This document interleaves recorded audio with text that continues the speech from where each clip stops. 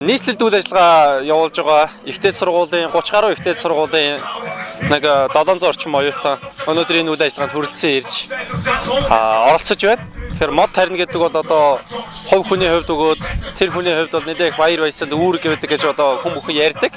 Тэгэхээр мод тарих бол заашгүй одоо хүмүүсийн хувьд ч гэдэм оюутнуудын хувьд нэлээд тийм аз жаргалтай сайхан ажил болох байх гэж бодож байна. Тэгэхээр хэний тарьсан мод сайн ургаж जैन тэр хүн өөрөө сайн явах хэрэгтэй болов гэж биелэгдэл үлгэр ном зохиолоор бид өөрсдөө өсч бойчсэн учраас илүү их модоо сайн мэрэгжлийн хүмүүсээс заавар зөвлөгөө авч байгаа суулгахаар бид хүн бэлтгэл ажил хангав.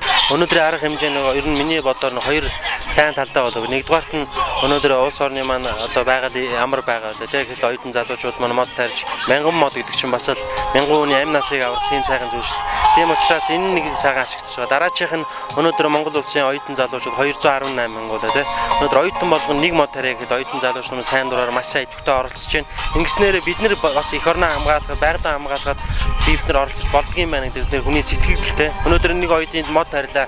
Миний бодлоор бол насан туршдаа энэ модоо эргэж тойрч байх болов уу гэж бодож. Энэгээрээ энэ залуучуудын эхлэл нь өнөөдөр Монгол хүн болгоны зүрхэнд эх орноо хамгаалах сэтгэл байна. Хамгийн гол нь тэрийг дэмжиж ажил болгох юм бол бид нэр энэ сайхан асуудлуудаа толгомдсон тэр болгоныг шийдэж чадах юм байна гэдгийг залуучууд маань ойлгож байгаа болов уу гэж хувьдаа бодож байна. Тэгээ Монголын оюутны холбооноос одоо энэ хүү арга хэмжээгээ цааш уламжлал болгоо те жил болгонд 2 удаа 1000 гаруй ингээ мод тариадгаад эзэн нэгэн цагт маш ойрхон хугацаанд Монголын оюутны ногоон төгөл бий болох болоо гэдэгт итгэлтэй байна.